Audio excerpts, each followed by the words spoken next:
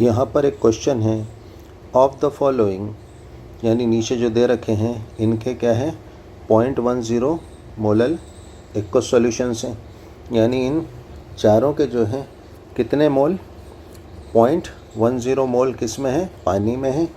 और इससे क्या बना हुआ है, इन चारों का 0.1 मोलल एक्वस सॉल्यूशन बना हुआ है।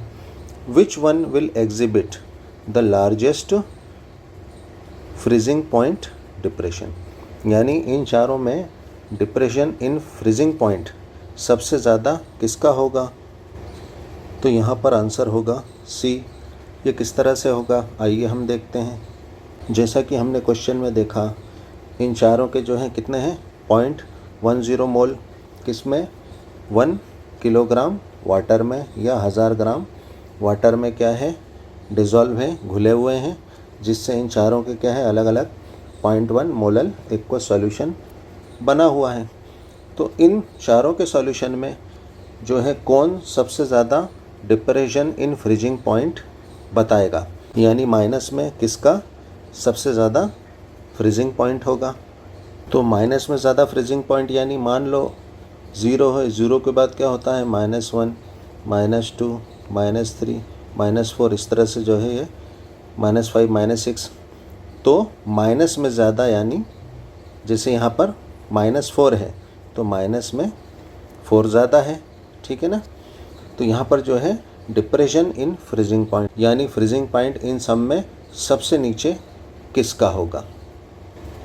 हम जानते हैं कि जो कोलिगेटिव प्रॉपर्टी होती है, यानी अणुसंख्य गुणधर्म, यानी ऐसी फिजिकल प्रॉपर्टी, ऐसा भौतिक गुण जो कि कणों की संख्या पर यानी नंबर ऑफ पार्टिकल्स पर डिपेंड करता है, उसको हम क्या कहते हैं, कोलिगेटिव प्रॉपर्टी।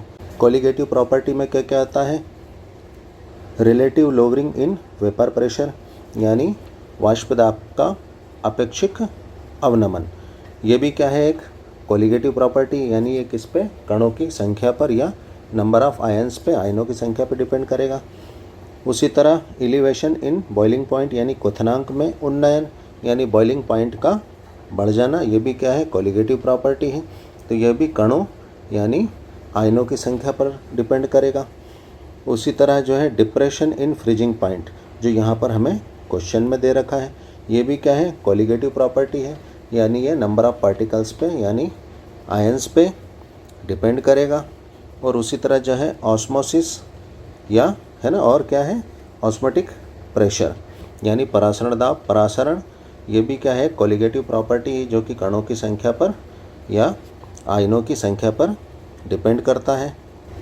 तो जैसा कि यहाँ पर हमने देखा कि हमारी कोलिगेटिव प्रॉपर्टीज़ में क्या आ रहा है, हमारे क्वेश्चन में दिया हुआ डिप्रेशन इन फ्रीजिंग पॉइंट, यानी फ्रीजिंग पॉइंट डिप्रेशन, ये भी कोलिगेटिव प्रॉपर्टी है, यानी जिसके सबसे ज़्यादा कण होंगे, पार्टिकल्स होंगे, या जो सबसे ज़्यादा आयंस दे रहा होगा वही क्या होगा हमारा आंसर होगा, यानी फ्रीजिंग पॉइंट में जो डिप्रेशन है सबसे ज़्यादा वही शो करेगा।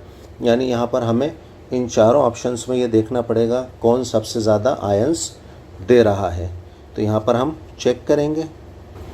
तो यहाँ पर अगर हम ऑप्शन ए को देखें तो KCl ये आयनाइज होता है तो क्या देता है, एक पोटेशियम आयन और एक क्लोराइड आयन देता है, यानी यहाँ पर ये टोटल कितने 2 नंबर ऑफ आयंस दे रहा है, ठीक है ना। उसी तरह हम अब ऑप्शन बी को चेक करेंगे। तो यहाँ पर क्या है C6H12O6, ये कार्बोहाइड्रेट है, हमारी शुगर है, और जो कि क्या है मोनोसेक्राइड है। हम जानते हैं मोनोसेक्राइड जो होता है वो और ज़्यादा डिसोसिएट नहीं होता है, यानी यहाँ पर ये पूरा ऐसे के ऐसी एक ही जो है पार्टिकल है, ठीक है, यह आयंस में इससे ज़्यादा डिसोसिएट नहीं होता। अगर डाइसेक्राइड होता तो 2 दे देता, आयंस ट्राइसेक्राइड होता है तो 3 दे देता, ठीक है। तो यहाँ पर जो है ये मोनोसेक्राइड है, ये एक ही पार्टिकल देगा। अब सी में अगर हम देखें तो यहाँ पर क्या है Al2SO4 तो यहाँ पर एल्यूमिनियम सल्फेट, एल्यूमिनियम के जो है 2 आयन देगा, और सल्फेट के कितने 3 आयंस देगा। तो यहाँ पर जो है टोटल एल्यूमिनियम और सल्फेट के कितने आयंस हो गए, 5 आयंस हो गए, ठीक है। उसी तरह हम ऑप्शन डी में अगर देखें तो यहाँ पर है पोटेशियम सल्फेट। इसको आयनाइज करेंगे तो पोटेशियम के 2 आयन देगा और सल्फेट का 1 आयन देगा। तो यहाँ पर जो है टोटल कितने, ये 3 आयन्स देगा। तो यहाँ पर पोटेशियम सल्फेट के कितने हो गए, 3 आयन हो गए। तो यहाँ पर हमने देखा कि जो है depression in freezing point colligative property होने की वजह से लार्जेस्ट फ्रीजिंग पॉइंट डिप्रेशन किस में होगा, हमारे एल्यूमिनियम सल्फेट में होगा, क्योंकि ये सबसे ज़्यादा आयन्स हमें इसी के प्राप्त होंगे। तो जो है फ्रीजिंग पॉइंट में डिप्रेशन यानी और ज़्यादा नीचे चले जाएगा, किसकी वजह से, एल्यूमिनियम सल्फेट का जो है फ्रीजिंग पॉइंट में डिप्रेशन सबसे ज़्यादा होगा। Thanks for watching.